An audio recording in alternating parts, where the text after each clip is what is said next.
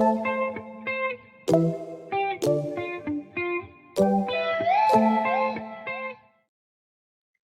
CI scholars. आज हम एक बहुत ही अच्छी हिंदी व्याकरण की चीज करने वाले हैं जिसे बोलते हैं पत्र लेखन।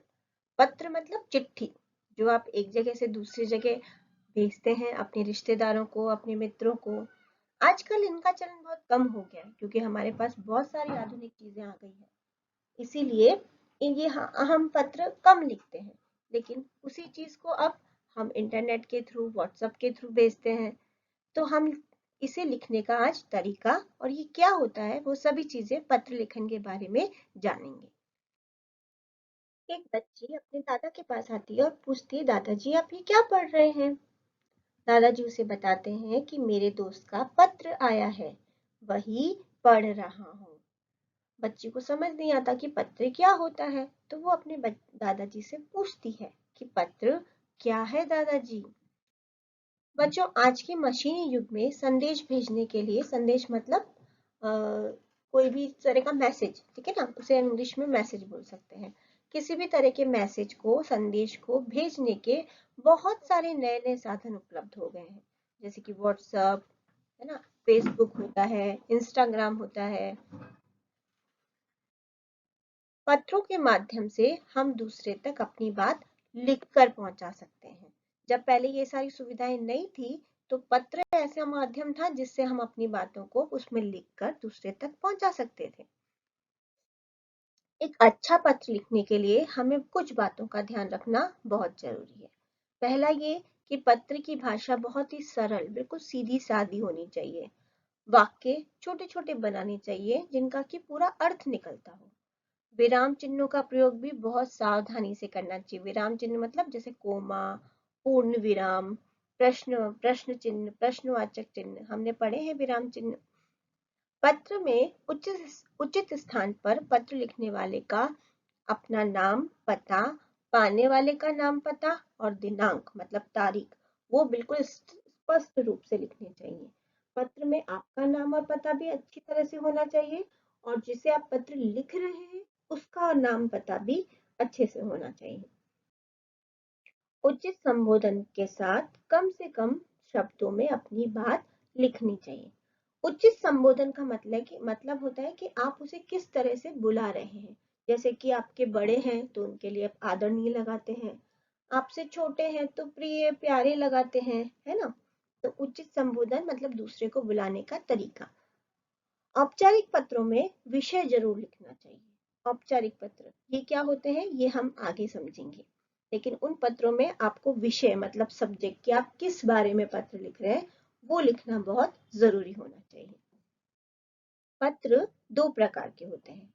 एक होता है औपचारिक और व्यावसायिक पत्र, दूसरा होता है अनौपचारिक या पारिवारिक पत्र।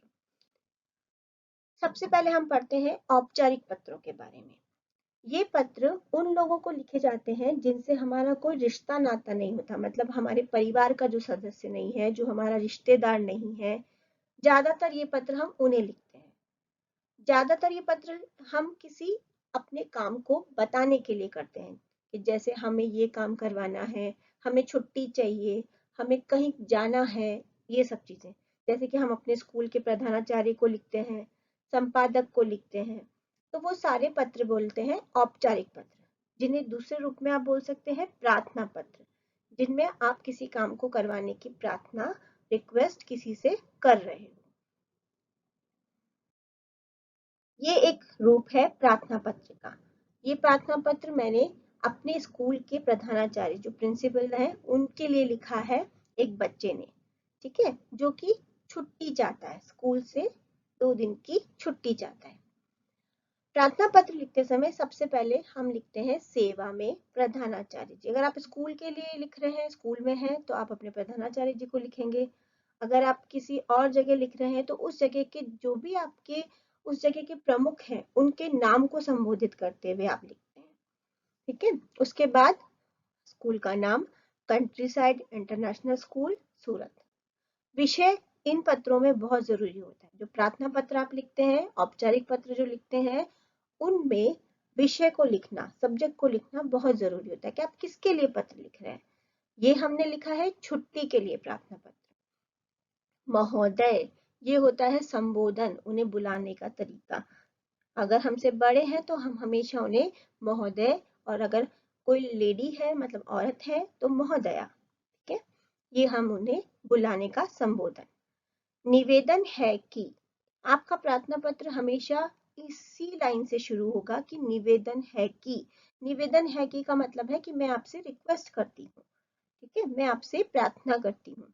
निवेदन है कि मैं स्कूल से घर जाते हुए साइकिल से गिर गया था, पैर में गहरी चोट आई है, डॉक्टर ने 2 दिन तक आराम करने की सलाह दी है, अतः मुझे 10 और 11 फरवरी की छुट्टी प्रदान करें। ये हो गया आपका पूरा संदेश, मैसेज, जो आप अपने प्रधानाचार्य जी को, अपने प्रिंसिपल को देना चाहते हैं। उसके बाद आखिर में हम लिखते हैं धन्यवाद। धन्यवाद भी आपको प्रार्थना पत्र में जरूर लिखना है, इसके बिना प्रार्थना पत्र अधूरा होता है। उसके बाद आपका आज्ञाकारी छात्र, ये हुआ संबोधन आप अपने लिए जो बता रहे हैं, ठीक है। महोदय आपने प्रधानाचार्य जी के लिए बोला, और आज्ञाकारी छात्र आपने अपने लिए जो बोला, ठीक है। सलीम कक्षा तीसरी अ, और लास्ट में हम इसमें लिखते हैं, आखिर में हम लिखते हैं दिनांक, मतलब तारीख। जो भी तारीख को आपको ये पत्र लिखना है वो तारीख आप वहां पर डालते हैं। तो ये तरीका है प्रार्थना पत्र लिखने का, जो आप औपचारिक रूप से किसी चीज काम को करवाने या किसी काम की रिक्वेस्ट करने के लिए अपने संस्था में लिखते हैं, अपने जो रिश्तेदार नहीं है उनको लिखते हैं, अपने परिवार वालों के अलावा लोगों को लिखते हैं। उसके बाद आता है अनौपचारिक या पारिवारिक पत्र। ये पत्र हम हमेशा अपने सगे संबंधियों, मित्रों, या जो हमें बहुत अच्छे से जानते हैं या हमारे बहुत करीबी हैं, उन्हें हम लिखते हैं। जैसे हमारे माता पिता, दादा दादी, हमारे फ्रेंड्स, ठीक है, तो वो कहलाते हैं अनौपचारिक पत्र। ये अनौपचारिक पत्र है एक, जिसमें एक मित्र ने अपने मित्र को जन्मदिन मतलब बर्थडे का निमंत्रण देने के लिए लिखा है।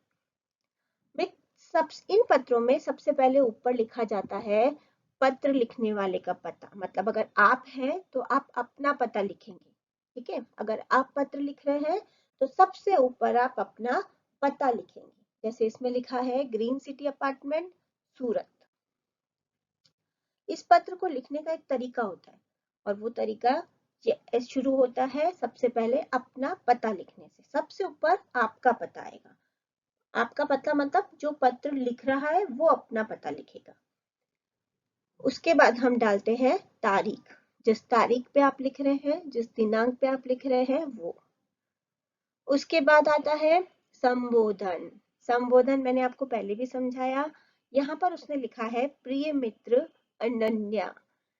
अगर वो आपका मित्र नहीं है, आपसे बड़े हैं, तो आप उनके लिए लगाएंगे आदरणीय दादा दादी, मम्मी पापा, चाचा चाची, जिनको भी आप लिख रहे हैं। और यदि आपके बराबर वाले या आपसे छोटे हैं तो मित्र प्रिय लगाकर उनका नाम भी लिख सकते हैं, ठीक है।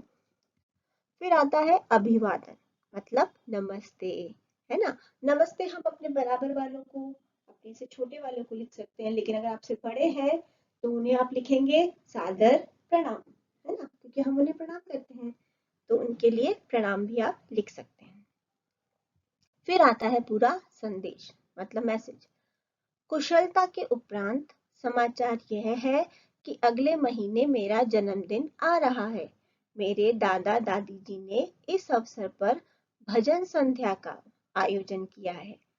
शाम को एक पार्टी भी रखी है। मेरे जन्मदिन की तिथि तो तुम्हें याद ही होगी। अंकल आंटी के साथ 9 मार्च 2021 को समय पर पहुंचकर मेरी खुशी को दुगना अवश्य करना। ये पूरा संदेश है जो वो अपने मित्र को देना चाहता है, ठीक है। जो भी जो भी मैसेज वो अपने मित्र को देना चाहती है, वो पूरा संदेश उसने बीच में लिखा है। अंकल आंटी को प्रणाम। और आखिर में हम लिखते हैं पत्र लिखने वाले का पत्र पाने वाले से संबंध। ये बहुत इंपॉर्टेंट है बच्चों, यहाँ पर आपको अपना संबंध बताना है, ठीक है, इसमें इसने लिखा है तुम्हारी सखी, मतलब उसकी मित्र। आप जिन्हें पत्र लिख रहे हैं वो आपके क्या है, वो संबंध आपको बताना पड़ेगा। अगर आप अपने दादा दादी को लिख रहे हैं तो आप लिख सकते हैं आपका पोता पोती। अपने मम्मी पापा को लिख रहे हैं तो आपका बेटा बेटी, है ना। तो ऐसे ये मित्र है तो इसने लिखा है तुम्हारी सखी। और आखिर में लिखना होता है पत्र लिखने वाले का नाम, मतलब आपका नाम। आप अपने आप जो पत्र लिख रहे हैं आपका नाम सबसे आखिर में आएगा, आपका पता सबसे ऊपर आएगा लेकिन आपका नाम सबसे नीचे। तो ये है एक तरीका अनौपचारिक पत्र को लिखने का। आप चाहें तो किसी भी सब्जेक्ट पे, किसी भी विषय पर अपने मम्मी पापा की मदद से अपने रिश्तेदारों को कोई एक पत्र लिखने की प्रैक्टिस, अभ्यास कर सकते हैं। धन्यवाद।